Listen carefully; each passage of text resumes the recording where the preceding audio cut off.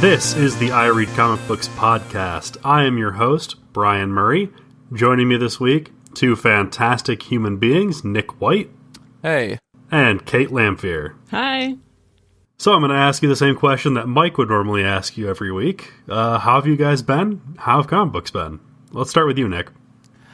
Things have been pretty good. I realize it seems like my perspective on life these days is largely related to how much black ice is on the sidewalk and how much it may or may not pose a threat to my own life. But I guess that's sort of the barometer for me these days. And in that regards, things are going pretty well. What else? Beyond that, I recently started playing Banner Saga again after Xander was kind of encouraging me to do that, which is, I don't know if you've ever played it, but you got to make some tough calls in that game, and it basically just it just accentuates my inability to make decisions or make tough decisions very well. So there's that. Beyond that, I have been doing some reading. I did get around to reading a pretty big stack of single issues that have just been adding up.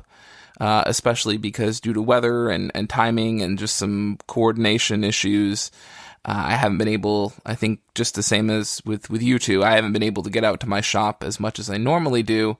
And so things just stack up even further. And then when they get home, it means that those things stack up even further. So I did manage to try to put a dent in that. Two of these issues that I want to talk about, one of them being Quantum and Woody number 12. This was written by Elliot Rahal. It was drawn by Francis Portela, colors by Andrew Dahlhaus, letters by Dave Sharp. I've been sitting on this issue for quite some time now. This run basically started in 2017. Rahal's been on this book since Kibblesmith wrapped his first run with Kano back with issue 5. And Rahal's run has just been equal parts heartfelt, humorous, and sometimes just downright weird. I realize most people don't know much about Quantum and Woody, but it's a pair of brothers. They both have powers due to a lab accident.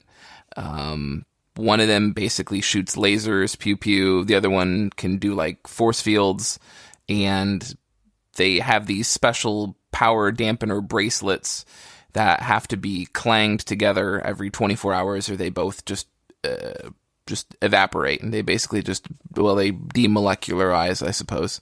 So that that's makes perfect sense. Low stakes on that. It's like most. It's like it is for most siblings, and we're all familiar with it. For sure, I remember. Yeah, that was my childhood as well. Yeah, everyone had this happen, right? So basically, I really enjoyed this issue, and up to this point in Rahal's run, you had the two end up in this place called the Otherverse, which was like an alternate dimension. They got out of there, but then they realized that some elements of the Otherverse actually seeped into their quote-unquote normal reality, including the fact that Quantum, or his real name, Eric ended up with a wife in this alternate reality. Woody ended up with a therapist. Basically, they both got what they needed, I suppose, would be what some people would say. I don't know. The bad news is it also carried through this alternate universe this bad guy called Infomercial, who can warp reality, and he's just has a penchant for shitty TV catchphrases. So he's just like changing all of this weird stuff and then just shouting stuff like "got milk," basically. It's weird.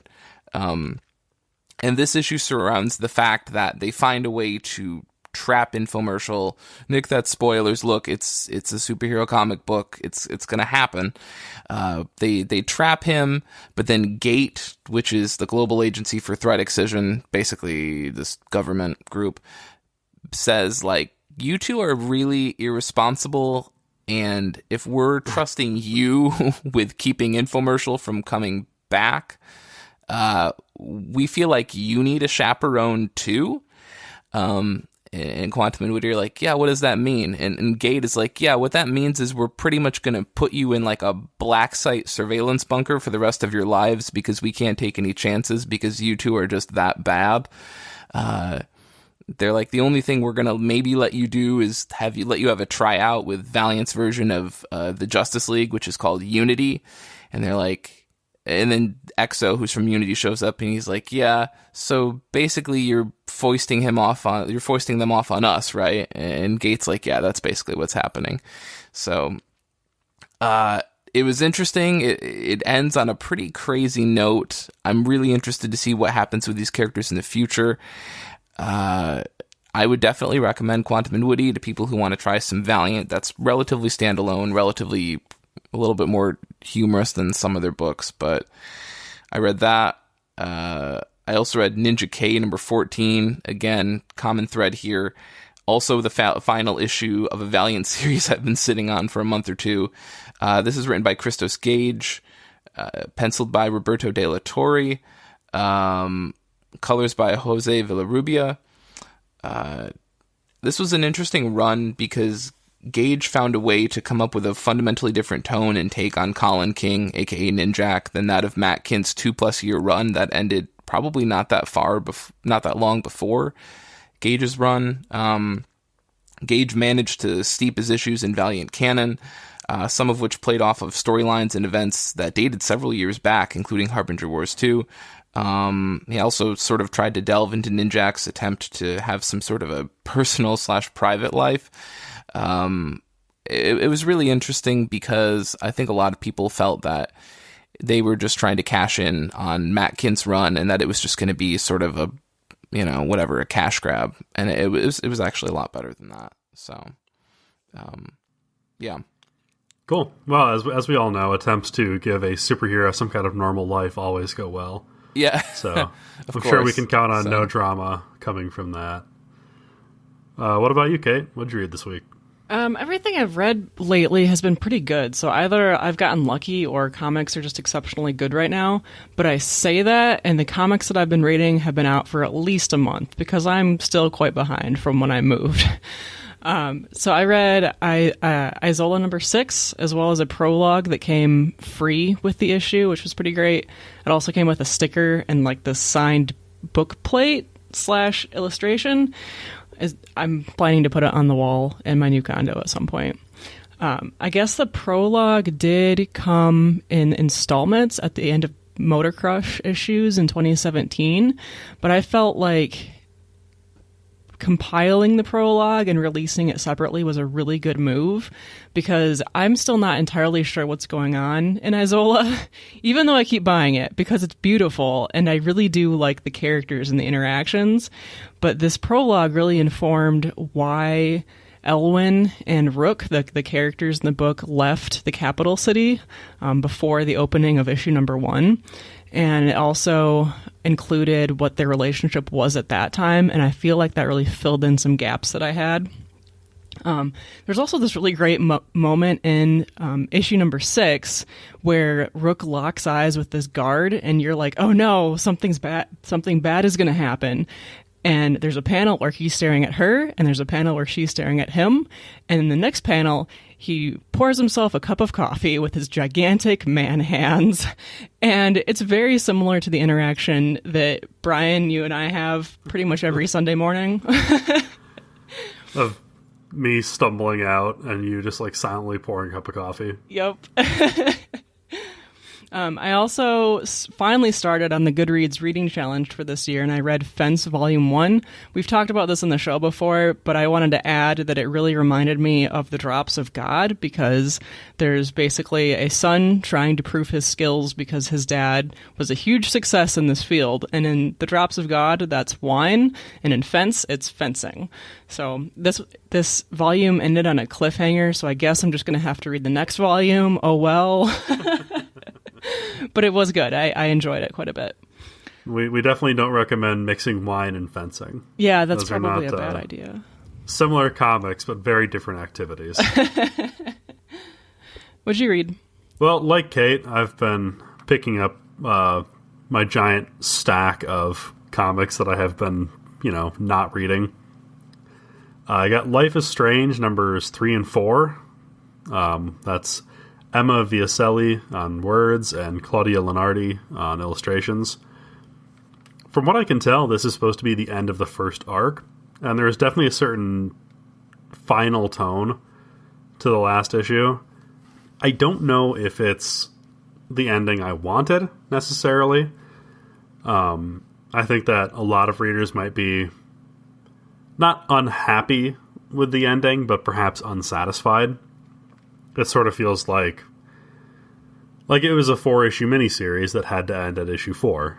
And so I think that it might have benefited from another issue kind of fleshing things out a little bit. But I did find out that in May, there is going to be another issue coming out. It looks like this is actually turning into an ongoing series. Oh, so that's good. That's pretty exciting, because I'm a big fan of the game, and I've really been enjoying this comic series as well. I was just about to... Yeah, go ahead. Go ahead, Ryan. No, you. Please. I was going to say, that's interesting that they're going to continue it. I sort of figured that was going to end up being a mini-series. It's always weird with properties like this, just like how much narrative freedom they have. Mm-hmm. In terms of like the people making the game saying like, look, you can't do this, or you can't mess with that, because we don't know where the franchise is going. Although, like, are there plans for another? How many of these games are there at this point? 2? So there is a second game, yeah, but it involves entirely different characters in a different scenario. Is that because of the whole voice actor union issue? No, they did a prequel where Ashley Birch was not able to come back due to the voice actor strike. And so they just recast somebody else who did a pretty good job. Okay. But in this case, no, it's you're following these two brothers who have to flee their home in the Pacific Northwest and try to get to Mexico in the second game. Okay. I don't know if issue number 5 is necessarily going to continue the story from the first 4 issues. From what I've been able to find online, it looks like it might be picking up a completely different thread. All I was able to figure out is that it does seem to be still following Max and Chloe, the characters from the first Life is Strange game. Sure.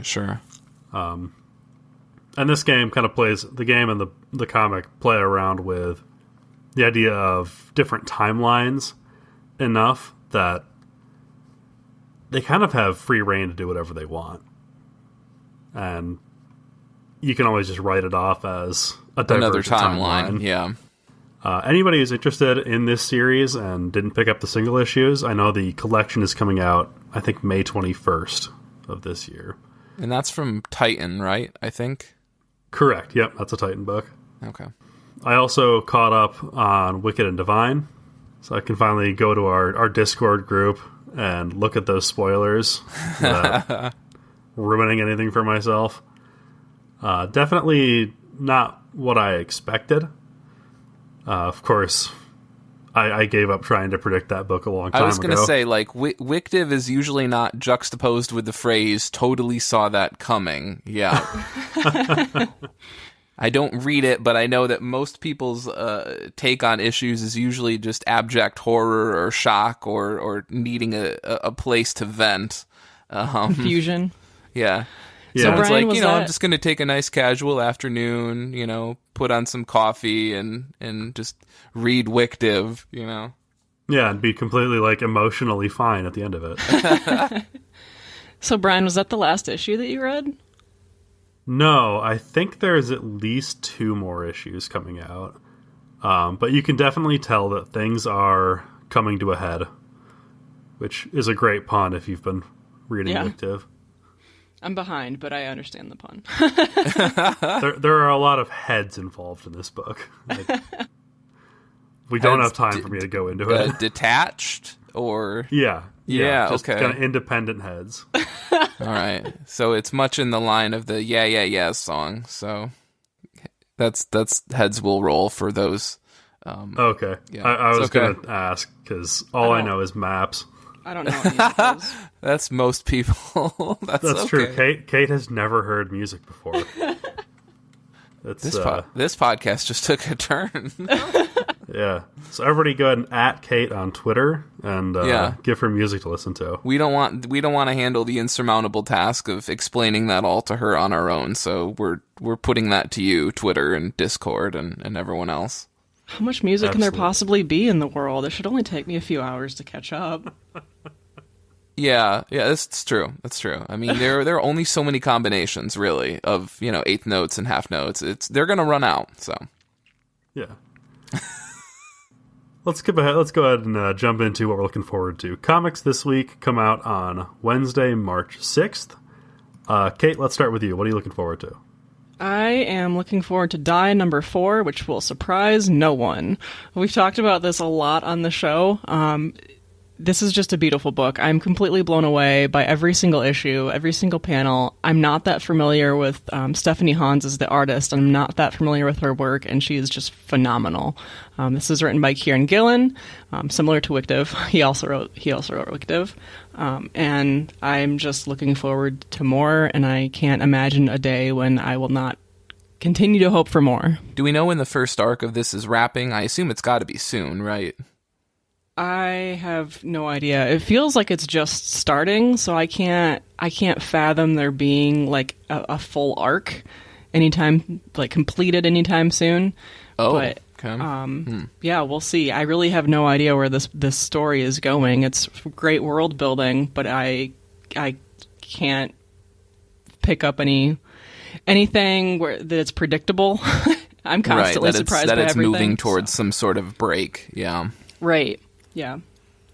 Yeah, I mean, one assumes that it's probably going to follow the typical 5 or 6 issue arc format, but who knows? Yeah, I can't see there being a complete. Kieran Gillen's just going to break with that. He's just going to bring in like the 9-issue arc. Right. Yep. Yeah, we're just going to skip right ahead to those like 15-issue giant books that they do instead of the volumes that are only. Like I say this only because I know that they said that they're not gonna the role playing game instructions and whatnot won't come out until the first arc is done. So I just know everyone's be like issue number 20 or something. that I hope not, though. I do want to play this game. I'll say in 2022 we'll be playing this game. Anyway, so Nick, what are you excited for? Well, much like you, Kate, this is not going to surprise anyone, and much like your selection, it's from a book that usually tends to find its way onto this show quite a bit. I'm really excited for Black Hammer 45, number 1. This is going to be written by Jeff Lemire and Ray Fawkes, drawn by Matt Kint, colors by Charlene Kint. So it's just a bunch of names I like. I'll say that's an all-star cast right there. Yeah, and then Ray Fawkes. So so this is the 4th spin-off since the original series began in 2016. I don't really consider Age of Doom I just consider Age of Doom a natural continuation of the main book. And this is the first to actually have a shared writing credit. Yeah, it's true. I wasn't really crazy about Ray Fawkes' work on Constantine, and I thought Gotham by Midnight was okay. I think both made me more of a fan of Juan Ferreira, the artist, than anything else. I did think that Fawkes' work on Bloodshot Salvation was pretty good. And I'm also just a pretty big believer in Jeff Lemire's guiding hand over this franchise on the whole. The level of quality control has just been insane. And, of course, I can't speak to Fawkes' personal original books, like some of the stuff he's done it for Image. So I can't speak to that in all honesty. The book in question takes place at the height of World War II, as the name indicates. And the Black Hammer Squadron will take on, quote, Nazis, occult threats, and the Ghost Hunter, their ultimate aerial nemesis. It reminds me a lot of the Tuskegee Airmen during World War II, because this is also a group of a squadron that's all made up of African Americans. And Comics Beat said that it should have plenty of homages to the war comics of like Joe Kubert and Irv Novick.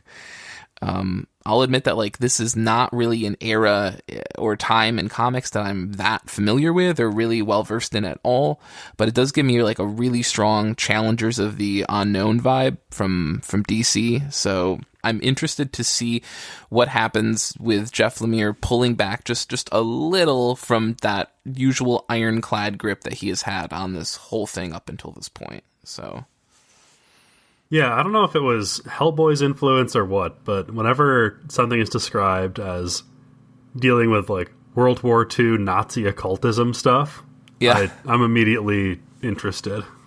Well, yeah, it's hard to deny the fact that Hellboy sort of has an ironclad grip on that too. So it's nice to see someone trying to do that as well. Someone else at least. What about you, Brian? What's your pick?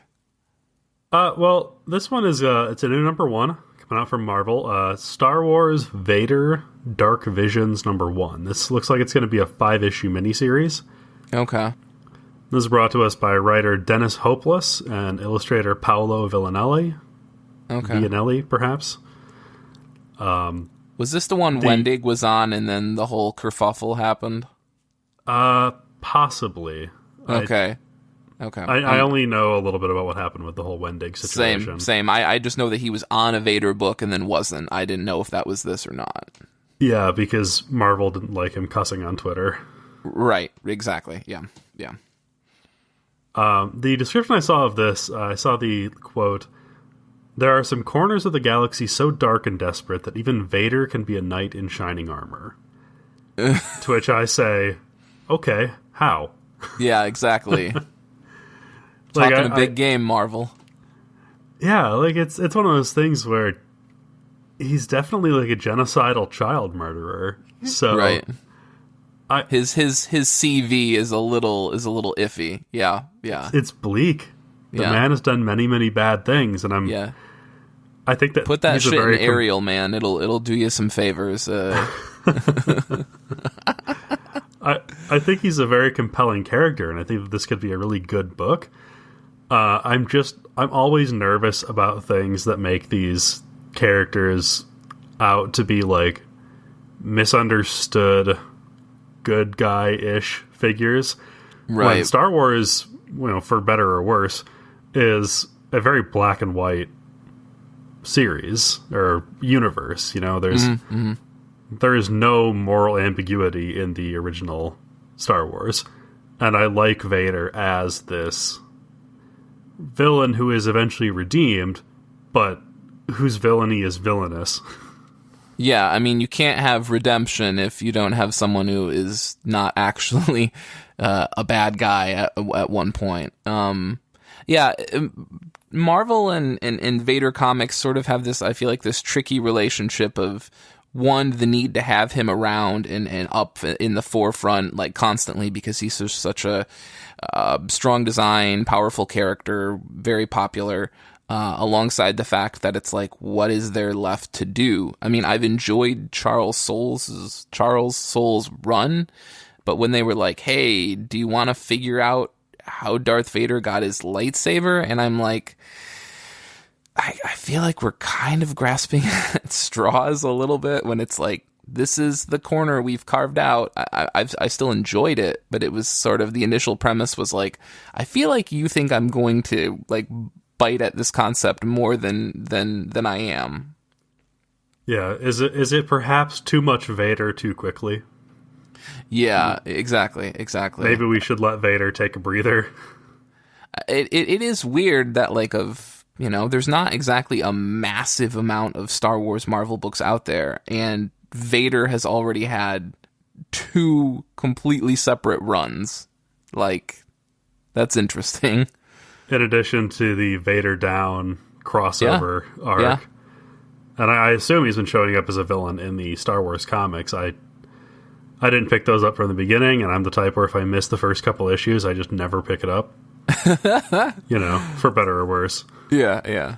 But, one assumes that Darth Vader has made his presence known in that book. Yeah, he has. So we'll see. I mean, like I said, I'm very interested to see where this goes, and since it's only a 5-issue mini, then, I can't really look away from that. Yeah. The cover of issue 1 is also insane. It's got, Darth Vader on some kind of nightmare horse holding a shield with the Imperial logo on it. Brian, did you not draw this yourself? Is this did you wake up at 3 a.m. and in a fever dream just sketch this, and you found it this morning and you're like, who did this? I'm not saying that there wasn't a medieval Europe AU fanfic somewhere kicking around in my head, but yeah. No, somehow this this is here just to like scratch that itch of mine, I guess. All right, yeah, I'm excited to see where that goes. I do think Marvel has understood with some of these characters and whatnot that sometimes stories only need a miniseries, so I appreciate that.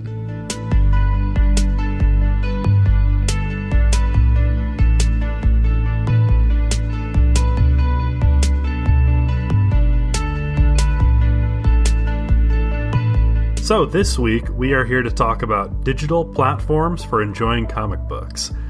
As we creep into the future, I know a lot of people are switching to a digital service of one kind or another, whether it's for space reasons or just the convenience of always having your collection on hand.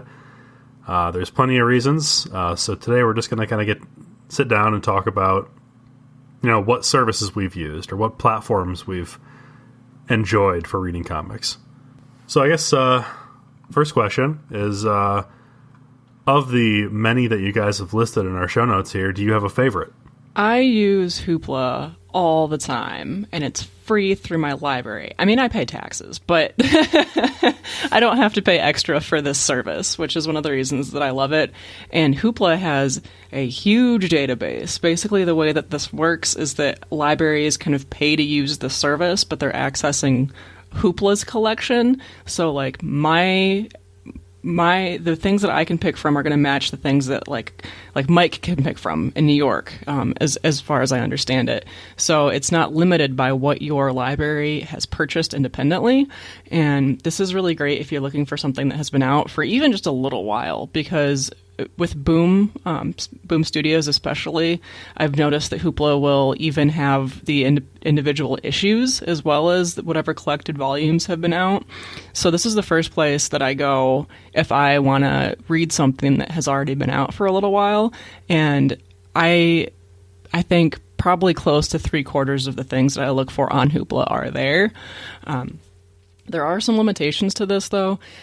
It's kind of an expensive service for your library to use. So we, here in Grand Rapids, I think we have a limit of something like 6 checkouts a month or something, which doesn't. It's 5. Okay, yeah. It's not very many, and they had to reduce it even recently from I think 9 because it is quite pricey. Wow. But as long as you're checking out volumes, I think that's fine. I mean, I probably don't read more than 6 volumes in a month anyway.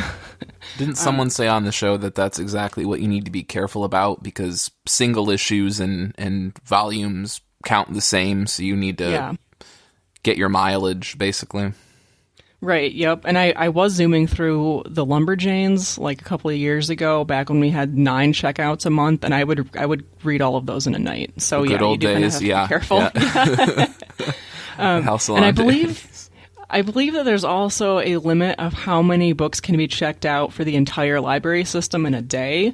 So there's been times toward the end of the month when everybody's trying to use up their monthly credits that I'll try to check out something at 9:00 at night on the 30th of the month, and it'll say something about all of the checkouts for your library have been used for this month.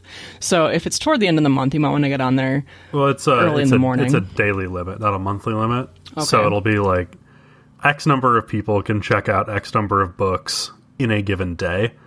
So I'd get that a lot towards the beginning of the month if I was checking something out late in the day. They would just say, sorry, your library has no borrows left for today. Try again tomorrow. Gotcha. Oh, it's based on... Oh, that's weird. So you can't even like sort of self-relegate or keep track of your own... records. I guess that doesn't necessarily guarantee you success, is what I'm saying. Yeah, like even if you personally have borrows left for the month, right. If your library system's number of daily checkouts has been reached, then you're kind of just left to try again tomorrow. Oh. Yeah. I haven't had that happen to me a whole lot. I mean, I have a bad habit. It's happened to me 2 or 3 times. Yeah, in years. I have a bad habit of laying in bed and wanting to read something at like 11:30 at night. So I like if I how hadn't Kate checked it out, considers that like a bad habit. Hey, it's like 11 and I want to read a book. Am I committing a crime? Well, I mean, if I read 1, I have to read 2, and then it's 2:00 in the morning, right? That I understand, yes. But I come upstairs from playing video games and say, Kate, are you still awake? yeah, so every once in a while I'll get that error message at 11:30. But if it's 11:30, I'll wait until midnight and let it reset. I'm just really impressed, and maybe it's just. I mean, I'm sure you've probably looked up some pretty obscure fare on here. You said your success rate is about 75%. Probably close to that. I mean, okay.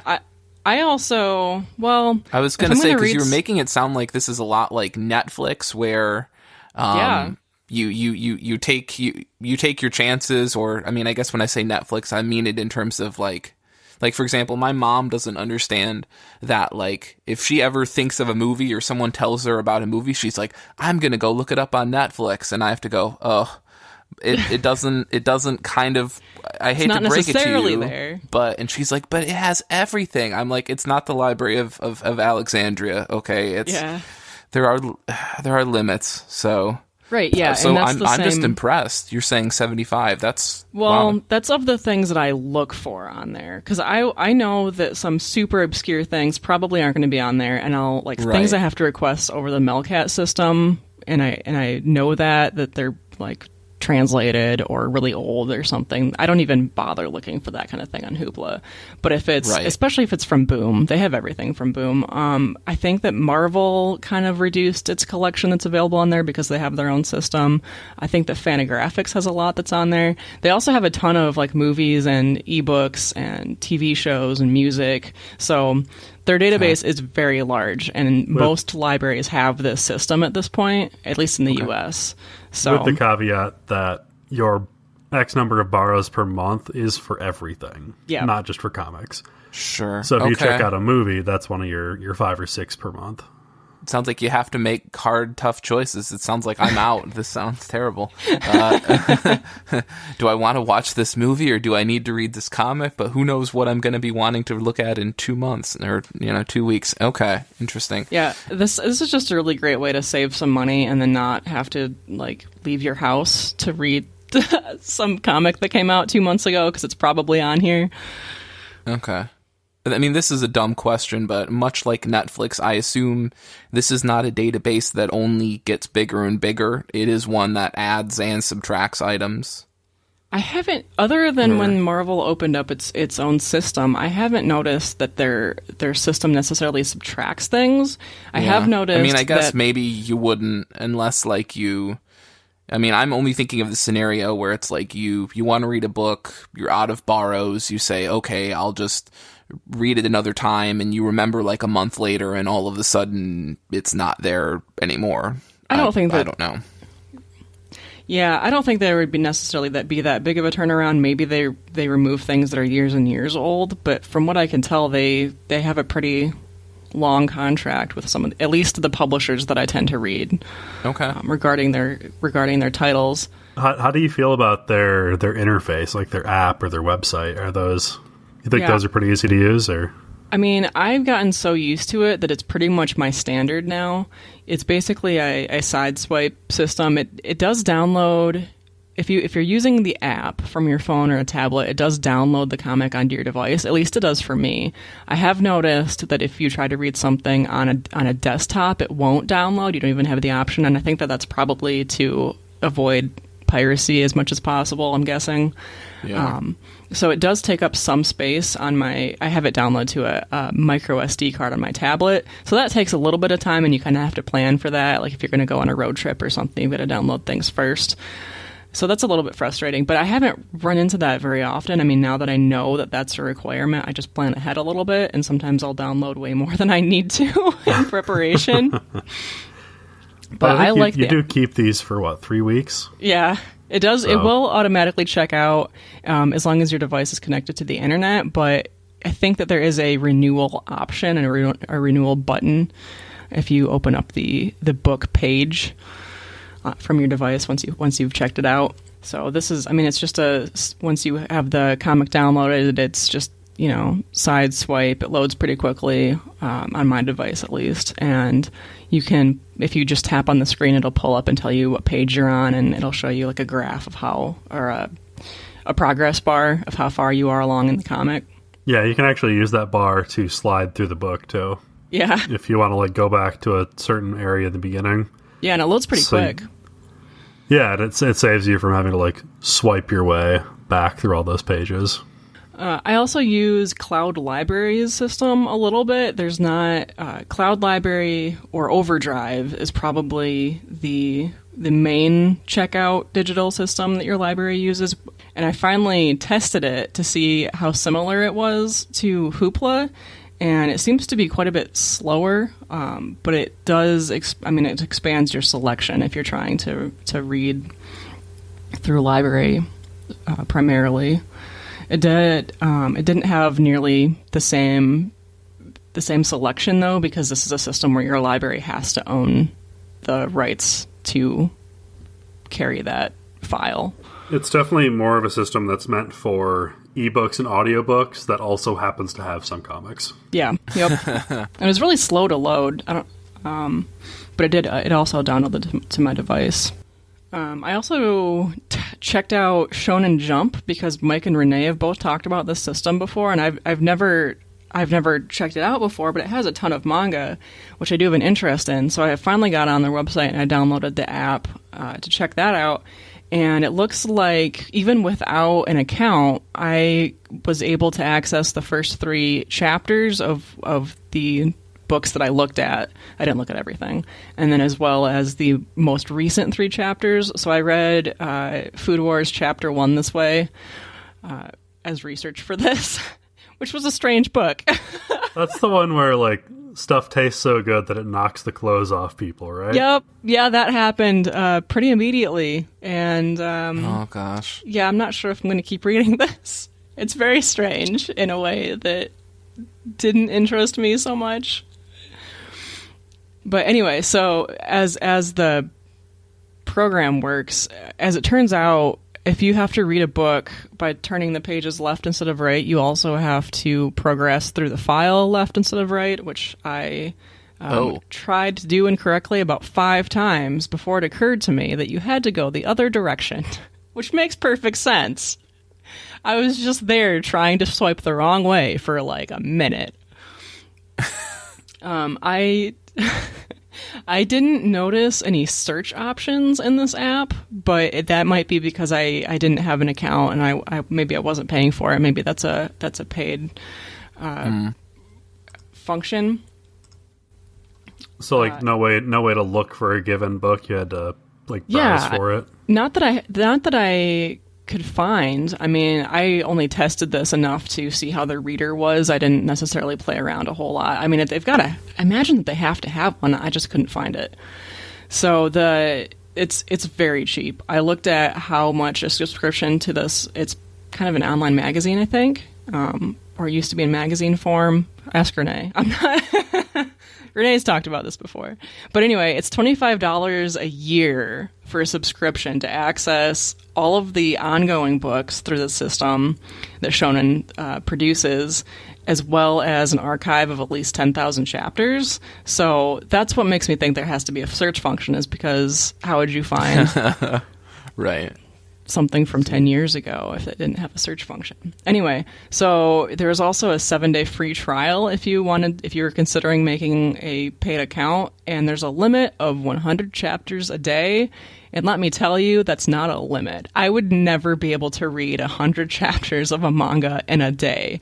I know that they're shorter, but it still took me, I don't know, 15, 20 minutes to read this one chapter because I was also checking out the art and stuff. Maybe not the close-off panels, but I wasn't speed reading this book. How would you read 100 chapters in a day and also, like, eat and sleep? Anyway. There is a search function, too. I'm looking at it right now. Okay. I'm glad that you could find it. Maybe I was too distracted by Food Wars and the lack of clothing all of a sudden. Yeah, if you want to start reading manga, you're going to have to get used to that. Man, that's why I don't check out things from the adult section of the manga at the physical library, is because I've noticed that if it's in the adult section, there's automatically going to be nudity. So I just don't get manga from that area anymore. Anyway, Nick, do you have any platforms you like to use? Yeah, there's a few. I think most people who listen to this show are familiar with Humble Bundle, but I guess there are a few things about it that even the more, I guess, avid consumer of it maybe don't know. So I'll go over that a little bit. Humble Bundle, humblebundle.com, obviously. It's really great if you're looking for a cost-effective method to get your hands on DRM-free comics.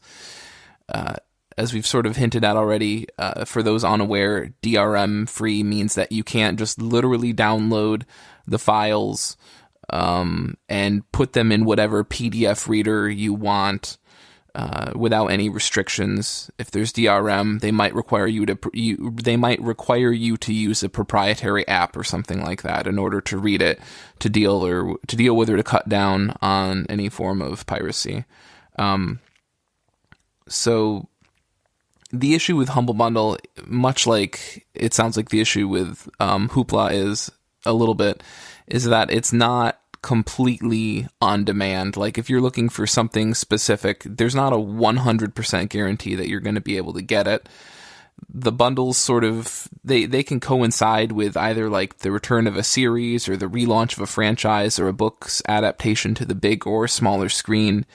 But you can't simply say, gee, I'd like to get a large amount of, I don't know, Sonic the Hedgehog comics at an absurdly low price. These things just roll out when they roll out, and you take advantage of it if you want it. Most bundles have a couple different tiers that you can pay at. Like, I think it's typically like $1 and then maybe like $8 and then maybe like $12. And so depending upon what tier you're willing to pay through, you get more content. Not all. What's that? I was going to say, Humble Bundle also will donate part of what you decide to pay to a charity as well. Right. So you can, like, let's say that there's 20 books in a Humble Bundle, up to 20 books, depending on how much you pay, and I really want some of the stuff at that $15 limit. I'll say, well, if there's 20 books, I'm willing to pay $1 per book. So I'll put that $20 in at the checkout, and then I can split it between how much the publisher gets, how much Humble Bundle as a company gets, and then how much whatever charity is sponsoring it gets. Right. So most of the time I top load the charity section and then make sure that the other options have some cash going their way too. Right, and that's like a big thing that I honestly think a lot of people don't know about. There's a little button you can click when you check out that says choose where my money goes. So definitely go click that, because the default percentages from me messing around with this a bit are that the sponsor gets 60%, the charity gets 15%, and Humble Bundle gets 25%. And so if you want to change that, go right ahead. I would definitely say, you know, most people probably would change that if they knew. So that's something that I would definitely say I would consider. Of course, because this is all DRM free, it does mean that you are going to have a quality PDF reader that you like to read this stuff. Or a CBZ reader. Or a CBZ reader, exactly. And I find that it's a little bit of a clunky, their content organizer is a little bit clunky to maneuver, just if you're like literally just grabbing one issue and then grabbing the next issue and grabbing the next issue. So I find it's a lot easier to just whole site offload all of your downloads onto another more intuitive cloud platform service or onto a hard drive. So you're just not having to keep coming back to this site. If memory serves too, you have to download each thing one at a time. Yeah. But there's no just like download all my books button. You have to click the download button for each and every one of your comics, which in some of these cases is, 60, 70 comics.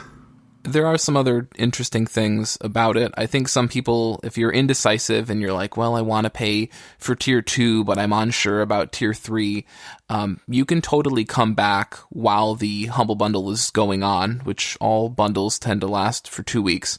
You can totally come back and top off your bundle at some point if you decide that you want an additional tier. It's totally okay. There's no problem with that. There's another sort of variation on a theme of Humble Bundle, which I'd wager even less people have heard of, and that's called Groupees, Groupees. And it's basically Humble Bundle if you if you allow for Humble Bundle to have slightly more obscure, lower profile fare, but they also let you trade stuff.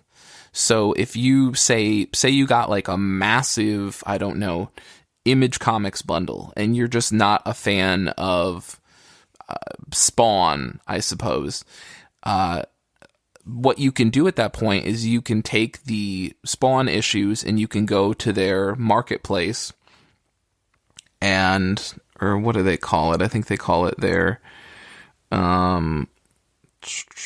public trades section, and you can offload it to someone else for something that you're more interested in. And I feel like this is, well, duh, but of course you can only trade stuff that you've gotten from Groupees. You can't just roll in with some PDFs or something from like Humble Bundle or whatever and be like, I don't want these. It has to be from Groupees, and you also it has to be content that hasn't been quote unquote revealed. I think most people know what that means. Like, you can't just read the 30 issues of Archie you have from Groupees and then be like, you know what, I'm done with these, I'm going to offload them. Like, if you tradable content cannot have been opened or downloaded. So as long as you've never touched it, you can trade it. And they've done work with like Dynamite. I've seen them do bundles with Valiant, Top Cow, Archie Comics. Again, not like super high profile, like Humble Bundle cut steals with like Image and Dark Horse, but still relatively big name publishers. So, I mean, I assume you guys had never heard of it before this point. No, I haven't. That's really cool. Yeah, I'm definitely gonna have to check it out now. Are they just comics, or are they like Humble where they do like other types of media as well? They're everything. They're everything. I see a lot of Steam game bundles on there. I also see a lot of like software bundles. So like they'll do a video editing software bundle one day, or like a music engineering bundle the next day. So there's a lot of that stuff, but it doesn't, it tends to not be like big high profile name stuff that you're like, oh, I'm, Adobe. That's great. So how long does the bundles on there last? That's a good question. Offhand, I do think they tend to run longer than Humble Bundle. And they also have an interesting component, which I think Humble used to use, but they don't anymore, which was that Humble used to have it where if enough people bought the bundle, you would unlock more items for the bundle. And I believe they abandoned that concept, but Groupees still does it.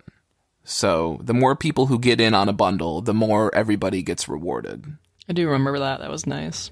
I think what Humble has switched to doing is unlocking content over time sometimes, where they will have... Yeah, they'll be like during the second week of the bundle, these things will show up. Yeah. Right, yeah. Or they won't tell you, but they'll tell you things will show up. They won't spell it out. So, yeah, so I've... Oh, go ahead, Kate. I was just going to ask if you had any other platforms that you've used. Yeah, for the show, I actually used the Dark Horse app. I'd heard in the past that they have their own thing, and they do.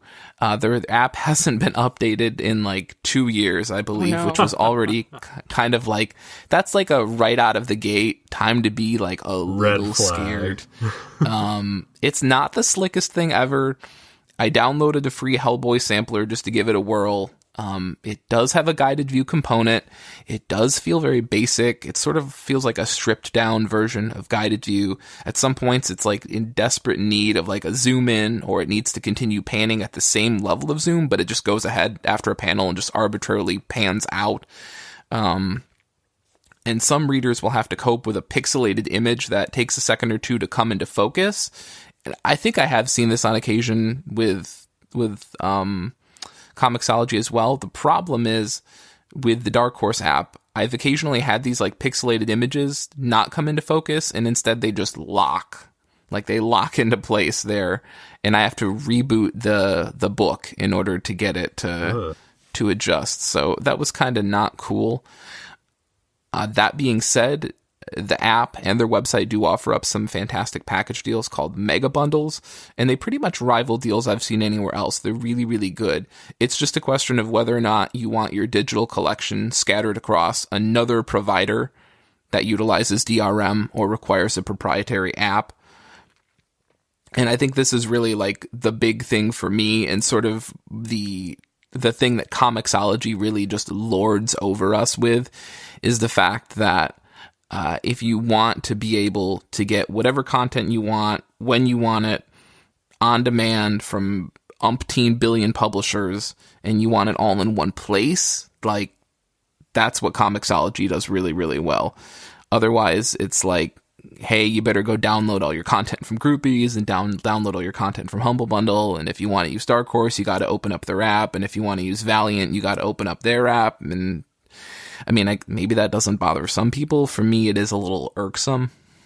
Or if you're like me, you buy Humble Bundles and then forget about them, and then discover a folder of comic books that you didn't know you had.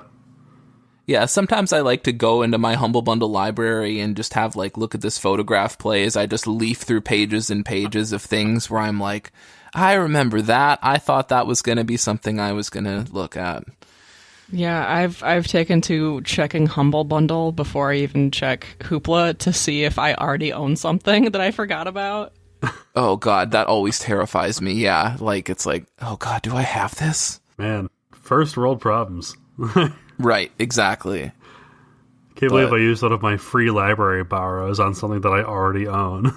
It is interesting that it does feel like all of these things ultimately do come down to a comparison with comiXology, which I don't think is an accident. Yeah. I do really, really love comiXology a lot. It does have, in my mind, a few shortcomings. I mean, this is like tinfoil hat Nick, which I guess for some people that's probably like, what is not tinfoil hat Nick? Yeah. But obviously, certain publishers, I shouldn't say obviously, maybe some people don't know this, certain publishers have a deal with comiXology that allows them to provide DRM-free books. So if you, for example, are buying Valiant from comiXology or Image, you're allowed or able to download a PDF or CBZ of things that you buy, so you can have a DRM-free copy. And for tinfoil hat Nick, that's great, because I'm still living in that semi-constant state of fear that, like, what happens when comiXology gets bought by, I mean, who am I kidding? They're owned by Amazon. That scenario isn't happening. But maybe with some of these smaller companies, you have this fear of what happens if this gets bought or the company gets merged or something happens and the service shuts down. Or even on a slightly more possible / this has actually happened level, what happens when the rights expire on something, or due to a lawsuit something comes into contention? There was a video game on like Xbox Marketplace, for example, and they got sued by another developer for illegal use of a game engine, and then they had to remove their game. And if you had that game on Marketplace and you didn't have it downloaded to your hard drive at the time that this happened, they just erased it from Marketplace. So even if you owned that game, you no longer have it. And we've seen this with other things, iTunes Music, digital movies, etc. Something comes into contention or something expires or there's a lawsuit, and next thing you know, content that you quote unquote owned disappears. And I know, Nick, this is a conspiracy theory, Grandpa, it's time to go to bed. You know, haven't you had your nightcap? But I always feel better when I'm not dealing with this situation where it's quote unquote, where it's you're not not really possible. buying things, you're just technically renting things indefinitely. You like to be in a situation where it's not possible for someone to take something back from you. Right. I just really want to just take all my digital content and like hoard it in a Scrooge McDuck, DuckTales sort of looking oversized safe that I can swim in. So sit in your pile of hard drives full of Humble Bundles. All of these are mine, and I'll never look at them. Except that, you know, with how big hard drives are, that's like one hard drive. Yeah. Yeah. So it's like just Nick sitting on a hard drive. It's me just diving into a massive vault with one flash drive at the bottom and just breaking my neck.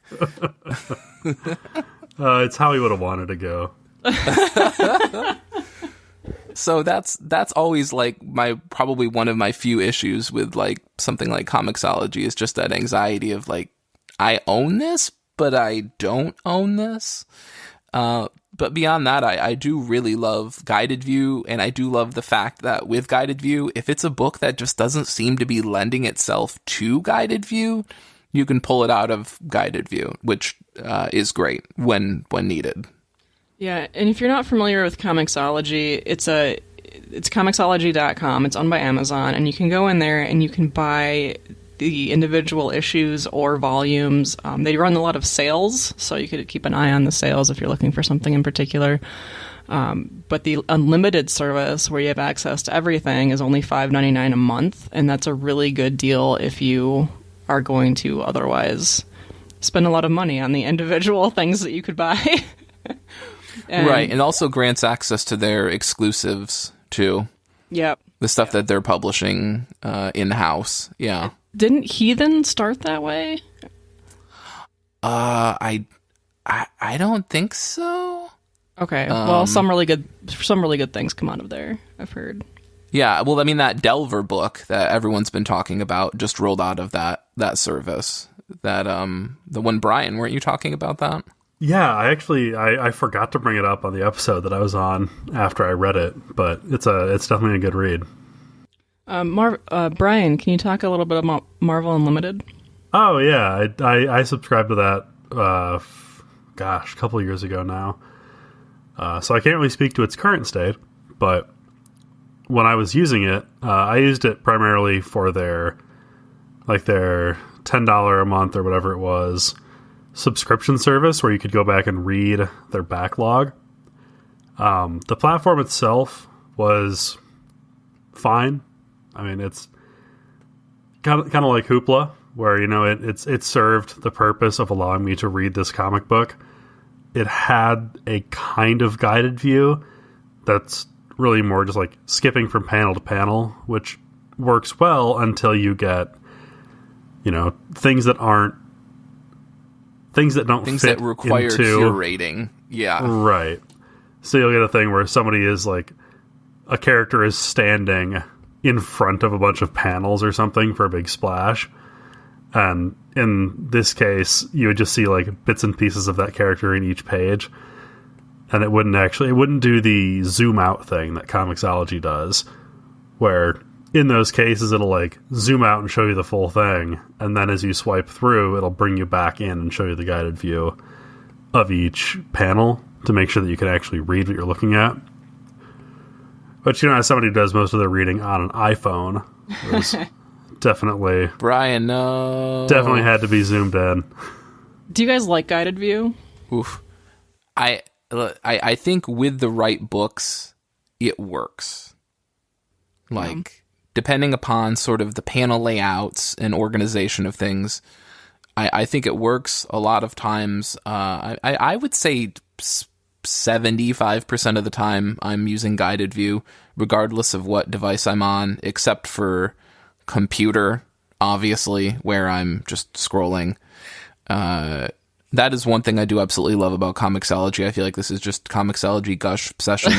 I do love just being able to jump on my computer, and unlike my tablet or my phone, I don't have to download the book in advance. I just jump on my computer, click what I want to read, and it just automatically opens it with their browser reader, which like nobody else really seems to have, and that's a fantastic service. I like that a lot. So I don't really like guided view. It depends on the book a lot, and then as it depends for me on the device I'm reading on. Really, yeah, that's the other true. Big thing. I do document design, so the layout of a whole page is literally my job. So especially if it doesn't have that zoom out feature automatically, I feel like I need to take a look at every single page, and depending on which platform I'm using, it might not do that automatically. So I just don't use guided view because I want to see the whole page. Yeah, and I don't think it's turned on by default, but comiXology users, next time you're using the reader, whether it's the app or whether it's the browser reader, just go ahead and start tweaking around, just messing with the settings. There are some really interesting things you can do. If you don't like the animations in guided view, you can remove the animations. If you want them faster or slower, you can change that. And as Kate was getting at, if you want to be able to see the full, if you're using guided view, but at the beginning of a page or at the end of a page, you want to be able to see the full page, which for me is huge. I want to see how everything fits together, and I feel like that's one of the few things guided view takes away unless you make these changes. You can tweak that. You can add either of those functions if you want them. Yeah, my only gripe with comiXology is that I can't buy books in their app on my iPhone. Yeah.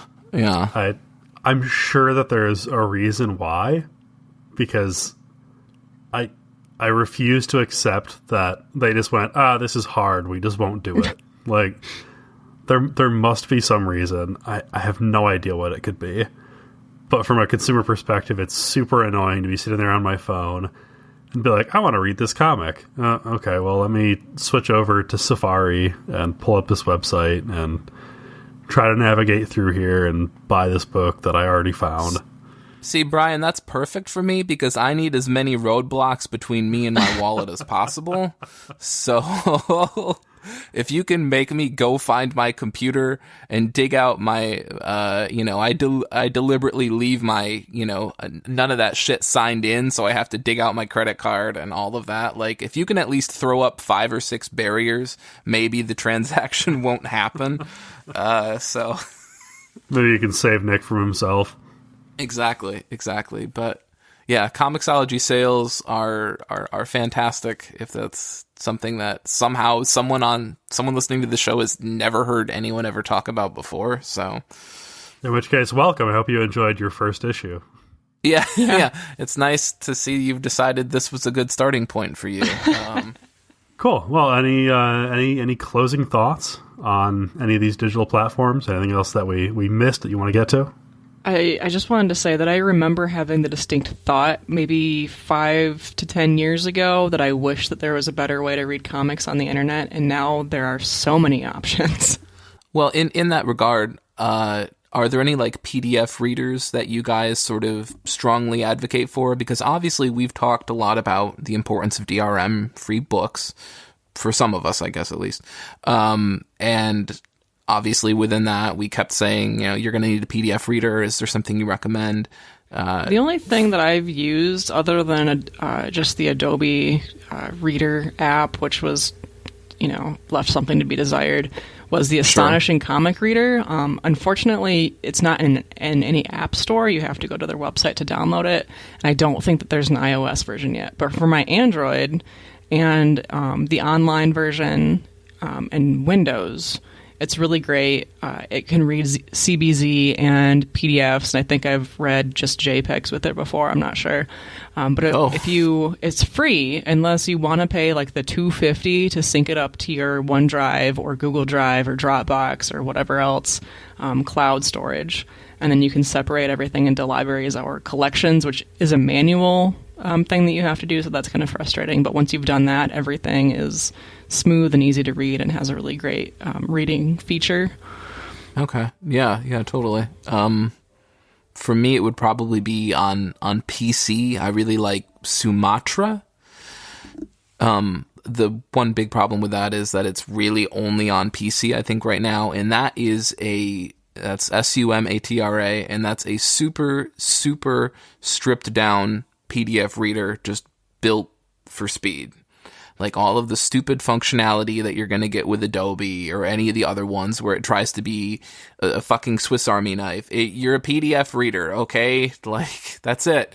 It strips away all of that, and it's just really about speed, image rendering speed, and that's it.